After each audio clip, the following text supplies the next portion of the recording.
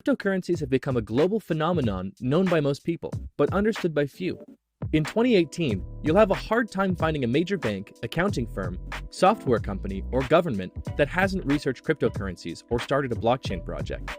Beyond the noise and the press releases, many people often fail to understand the basic concepts. So let's walk through the whole story. What are cryptocurrencies? Satoshi invented Bitcoin in 2008 as a peer-to-peer electronic cash system. To realize digital cash, you need a payment network with accounts, balances, and transactions. That's easy to understand.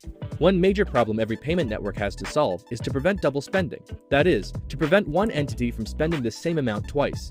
Usually, this is done by a central server who keeps records of all the balances. In a decentralized network, you don't have this server, so you need every single entity of the network to do this job. Every peer in the network needs to have a full list with all the transactions to check if future transactions are valid, or an attempt to double spend. But how can these entities keep a consensus about these records? If the peers on the network disagree about one single minor balance, everything breaks.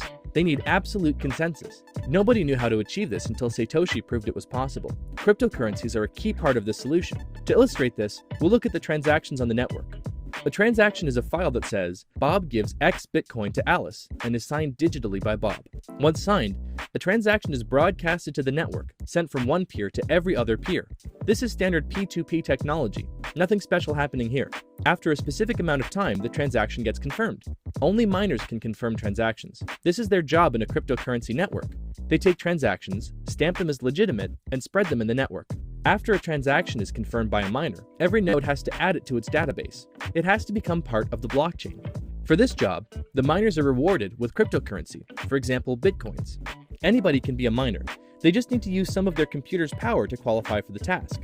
Every miner competes to solve a cryptographic puzzle. After finding a solution, a miner can confirm the transaction and add it to the blockchain. As an incentive to do this, they then receive a payment from the network in the form of a cryptocurrency.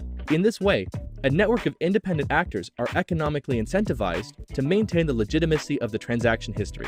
So that's the gist of it.